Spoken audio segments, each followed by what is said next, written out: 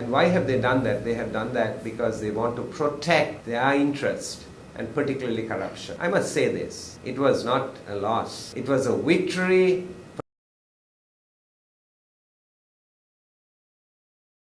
for those who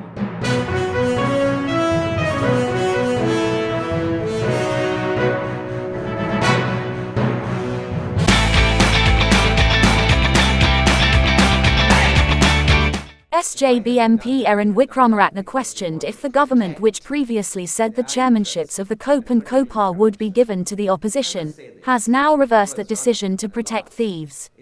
The fact that the president is trapped by this government unable to do anything was proved by his inability to submit the 22nd Amendment of the Constitution as promised to the Parliament, Wickramaratne said, adding that government MPs are now divided and busy debating the 22nd Amendment. The country is being undermined in front of the international community. It is falling into an economic abyss. It becomes clear what the need of the government is when a member of the government is appointed as the chairman of the COPA committee, Wickramaratne stated. Minimize corruption. Otherwise it's strange. Those who make decisions, those who spend the money, those who do deals, those who rob and steal, it's almost like they are doing the audit and they are following up on the audit. It's almost like that. That's a reason that you need the chairmanship of these committees in the hands of the opposition. Just yesterday, the United Nations Human Rights Commission voted on a resolution on Sri Lanka. And this UNHRC resolution is nothing new to this country. It's generally to do with the war in the past and the violation of human rights. But for the first time, in the UNHRC, the discussion has been on economic crimes committed in Sri Lanka. Very few countries in the world are being accused of this, and Sri Lanka is one of them.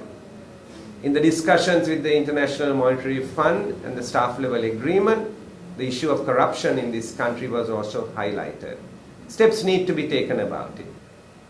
The President, in his remarks in Parliament in the morning, said about the long-standing relationship with India. And we must acknowledge we have a long-standing relationship. In the present crisis, India has stood with us and assisted our country. And I know financially what that means as a former State Minister of Finance. And therefore we need to appreciate that. But when the vote came in the UNHRC, India abstained from voting. The President in the morning also mentioned how he had gone to improve the relationships with Japan. Japan is a traditional friend of Sri Lanka. That relationship has grown strong. During our period in government from 2015 to 19, we built on it.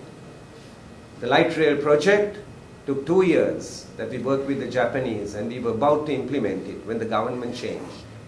The present government of Gotabaya Rajapaksa came and completely derailed that whole light rail program without any scientific basis or reason. President Ranil Wickramaratne correctly tried to correct that relationship and went to Japan, and he came and expressed positive sentiments in Parliament. However, in the vote in the UNHRC, Japan also abstained on the resolution against Sri Lanka. These are traditional friends, India and Japan. Even they have abstained. There's a lot of rethinking that needs to go on. So yesterday, when my name was put forward to be chairman of COPA, the government clearly got together and voted against it. And why have they done that? They have done that because they want to protect their interest, and particularly corruption. I must say this, it was not a loss. It was a victory for those who want to protect corruption. We will not give up on the struggle. For more latest news, subscribe to FTTV.